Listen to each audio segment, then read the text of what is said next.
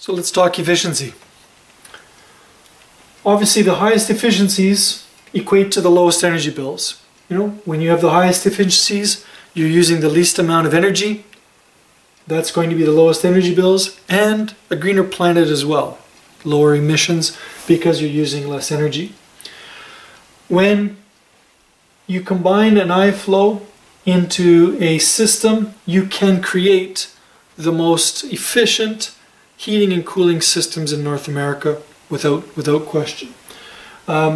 There's one study, and I've done some videos on this segment in particular if you're interested, but here we've taken 8 condensing furnaces.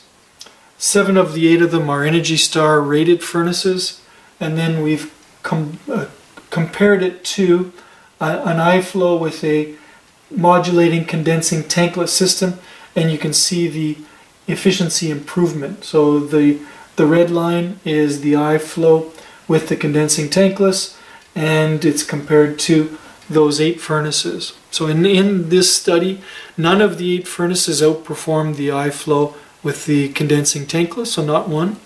And again, 7 of them were Energy Star rated.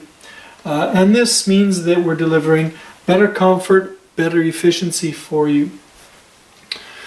When we are paired up with modulating condensing tankless units or combi boilers or boilers, you're getting great efficiency in usually the 95 to 98% range. And you can say, well, my furnace is getting that same. I put in a 96% furnace. Unfortunately, what happens is the furnaces, as we spoke about in the previous section, modulation, the furnaces are not able to modulate as well as the iFLOW and some of the boilers and the tankless units. So the boilers and the tankless units can run at lower speeds, which means as your heating load gets lower, which it is most of the season, we're getting a better efficiency gain. So that's how those two tie together. So even though on the face they may look at 96, 97, 98 may sound similar, the operation of our system is much better because at the lower modulation rates, we're delivering much better efficiency.